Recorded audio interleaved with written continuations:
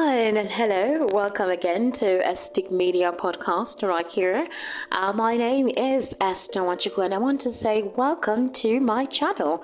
All right, on EstiQ Media Podcast, we talk on a range of several topics across several aspects, across several genres. It's not limited to anything. We talk about all and sundry, from health to fashion and lifestyle, to news, local news and international news, as well as special interviews on some political issues.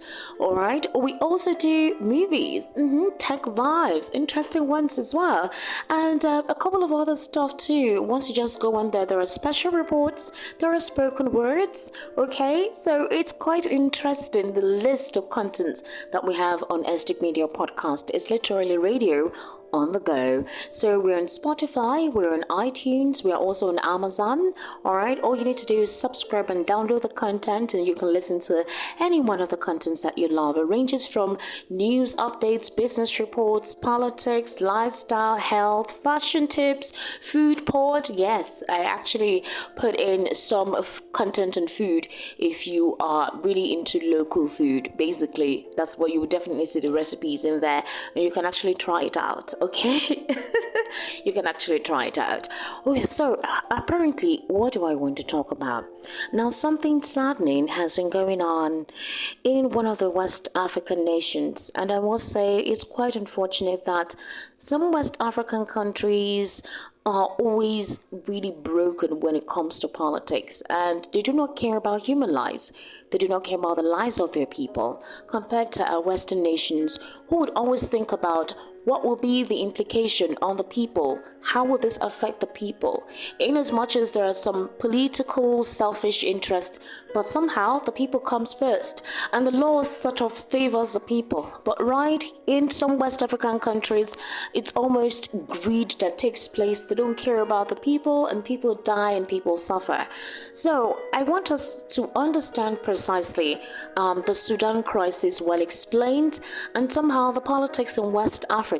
I think maybe that would give you an insight into how the politics is played in Nigeria, because Nigeria just went through its 2023 elections, and I must tell you, it was also dramatic. Somehow, I think the civil war had curtailed temperaments, because things may have devolved to something else.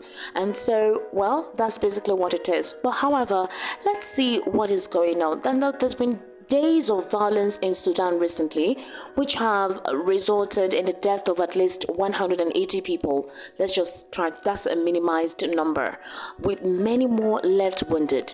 The fighting represents the latest crisis in the North African nation, which has contended with numerous coups and periods of civil strife since becoming independent in 1956. You would wonder that a country that gained independence in 1956 is still going through this ordeal. So, what exactly is going on in Sudan? It all revolves around infighting between two rival groups. Alright, these rival groups are the Sudanese army and a paramilitary group known as the RSF, or you can call them in full Rapid Support Forces. Guess what? Now, since a coup in the country in 2021, which ended a transitional government put in place after the fall of longtime dictator Omar al-Bashir 2 years earlier, Sudan has been run by the army, with coup leader General Abdel Fattah Burhan as de facto ruler. Now, the Rapid, that is the RSF, led by General Mohammed Hamdan Dagalo, who is generally known by the name Hameti, has worked alongside the Sudanese army to help keep the military in power. Now, following Bashir's ouster, the political transition was supposed to result in elections by the end of 2023, with Burhan promising a transition to civilian rule. Recall that they've been in a military regime all this while. But it appears that neither Burhan nor Dagalo has any intention of relinquishing power. They have no intention to relinquish power.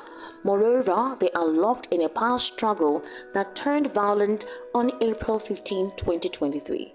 Two factions are fighting deadly with all forms of war weapons, alright, and sniper rifles, and all manner of techniques that definitely had turned the country to ruin. other international residents, that is residents who actually are not Sudanese, are stranded. They can't get out of the place. There's no food, there's no water, access to medical supplies becoming difficult. Some international aid personnel who has gone there to see how they can help the injured, some of them have died. Some journalists too who have gone there to cover the crisis in Sudan have also gotten injured and wounded. So it's quite a pathetic situation. However, since that incident occurred on April 15, that is a past struggle since it began on April 15, members of the RSF and the Sudanese army have engaged in gunfights in the capital, Khartoum, as well as elsewhere in the country. Over the course of 3 days, the violence has spiraled. It's more than 3 days now. The recent background of the violence was a disagreement over how RSF paramilitaries should be incorporated into the Sudanese army. Now, tensions boiled over after the RSF started deploying members around the country and in Khartoum without the expressed permission of the army. Remember, the RSF is a special paramilitary group, and they wanted to infuse them into the Sudanese army to become an official, military element. But hey, they went about deploying members around the country and in Khartoum without any permission from the Sudanese army. However, in reality, the violence has been brewing for a while in Sudan, with concerns over the RSF seeking to control more of the country's economic assets, notably its gold mines. Remember when I told you, I said, for Africa, especially some West African nations, it's all about selfish interests of individuals and wanting to control the natural resource of their country that would have, in the first instance, benefit everyone. The reason why I'm talking about Sudan is that it's not just in Sudan, all right? It's also in Cameroon. It's also in Nigeria. Nigeria is blessed with several natural resources, especially oil, which is the country's mainstay, all right, in terms of internal generated revenue, is also our source of income. It's the oil. But you'll be so surprised that most of our oil wells are owned by one individual or a group of persons. It's an oil reserve, or would I say a natural resource that belongs to everyone who is resident in this country, everyone who by birth, but by origin is a Nigerian. But you go to most of these oil wells and you hear the name OPL this, block this, belonging to one old person during the military era who may have sold it to another person, and you'll be wondering why such individuals will own the country's natural resource, the country's wealth. When it comes to refining, when it comes to distribution of these particular products, you'll be so amazed to know that only one or two individuals are the ones who have several outlets or several channels. The NNPC, right, which is the official distribution channel of the product, you'll be so surprised that the chairman there is the owner of the company that distributes. Isn't that weird? That's basically what transpires in some West African nations. The greediness is so terrible and they do not care, and they can go any length. They can infuse themselves in the strategy, in the politics of corruption. They can go any length to attain power. Nigeria went through something like that in its elections that was conducted recently. There was brazen daylight infractions observed. A couple of persons were disenfranchised. Ballot papers were snatched and burnt in some local government areas. Some states couldn't even go through the elections because there was complete mayhem and breakdown of law and order. And even when supplementary elections were conducted, we could see how brazenly some political elements tried to twist the process. It was crazy. It set tongues wagging, and guess what? Nothing would happen to these individuals. Nobody is going to do anything. The security agencies wouldn't say anything. So that tells you that I don't know what is going on in West Africa, but they all have similar traits. The unfortunate situation right now is that in Sudan, it almost feels like a civil war, and the residents are dying, they're hungry, they're thirsty, there's no water, and they may actually be cut off from having access to other international communities. Nigeria just recently drafted some military personnel to help aid the persons who are going through the after effect of the ordeal ongoing in Sudan. Like I was telling you the story, I said in reality the violence has been brewing for a while in Sudan, with concerns over the RSF seeking to control more of the country's economic assets, especially its gold mines. The developments in Sudan over the past few days are not good for the stability of the nation or its prospects for any transition to democratic rule. So here is also another aspect I wanted to understand. Dagalo rose to power within the RSF beginning in the early 2000s when he was at the head of the militia known as Janjaweed, a group responsible for human rights atrocities in the Darfur region. While then Sudanese President Bashir was the face of the violence against people in Darfur and was later indicted on crimes against humanity by the International Criminal Court. The Janjaweed is also held responsible by the International Criminal Court for alleged acts of genocide. While they were doing so, Dagalo was rising up the ranks. Now, as head of the RSF, Dagalo has faced accusations of overseeing the bloody crackdown of pro-democracy activists, including the massacre of 120 protesters in 2019. The actions of Borhan, similarly, have seen the military leader heavily criticized by human rights groups. Now, as a head of the army in power and the country's de facto head of government for the last 2 years, he oversaw a crackdown of pro-democracy activists.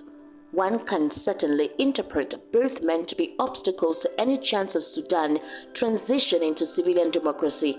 But this is first and foremost a personal power struggle. Well, let's use an African verb. When the elephants fight, it is the grass that gets trampled. Elephants are very big, and they're known as big political powers. But we do know that their feet is so heavy, and that the grass that is very light and feeble will definitely get uprooted, which are the people, and they're the ones suffering the aftermath of what is ongoing on. Now, two men, two factions with ideological differences over the future direction of the country. These cannot be framed as a left-wing versus right-wing thing or about warring political parties, nor is this a geo-religious conflict pitting a majority Muslim North against a Christian South. And it isn't a racialized violence in the same way that the Darfur conflict was, with a self-identified Arab Janjaweed killing black people. What is happening in Sudan is a battle of two men who are desperate not to be ejected from the corridors of power by means of a transition to an elected government. One thing that is concerning about the longer dynamics at play in Sudan is the violence now forms part of a history that fits the trope of the failed African nation. Sudan has had more coups than any other African nation.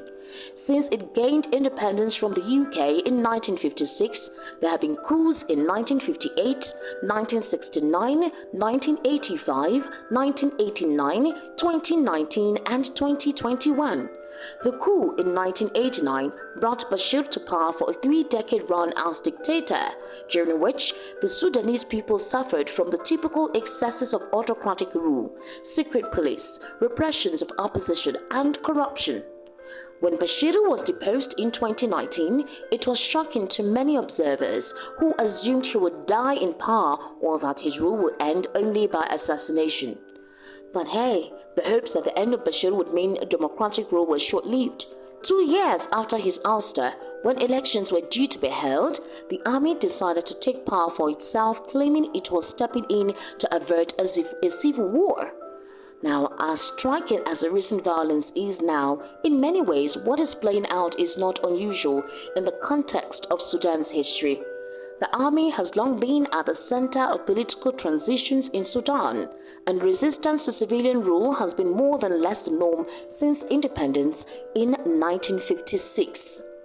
Now, is there a danger the violence will escalate? That's a question, and let's see how things go. It is really bad. It's destabilized the economic process of the country, a country which has gone through so many coups, whereby the economy is just trying to resuscitate itself. And hey, look at what is actually going on. Over what? Greed, power, who is in charge, who has control of the natural resource of the country. This has always been the bane of the African nation, especially some West African nations. Some persons will tell you that the British introduced this, but then, isn't it time that we evolve? Isn't it time that we step up? In Nigeria, we're going through tribal and religious sentiments. The 2023 elections were so bad. No one could understand how we had tried to move on from the tribal and religious aspect of living, but in these elections that we just concluded, it was so vibrant. That aspect was so vibrant. The political elites really used that to divide people, and I must tell you, it's not a good thing. Like I said, this is a story that we do hope doesn't end or doesn't continue like this, but ends as soon as possible. Alright? Okay, like I told you, do subscribe, alright? Be part of the conversation. I love it when you're part of the conversation. Send us your comments. Let's see your referrals, or let's read your referrals, okay? Have a fantastic day. Be good.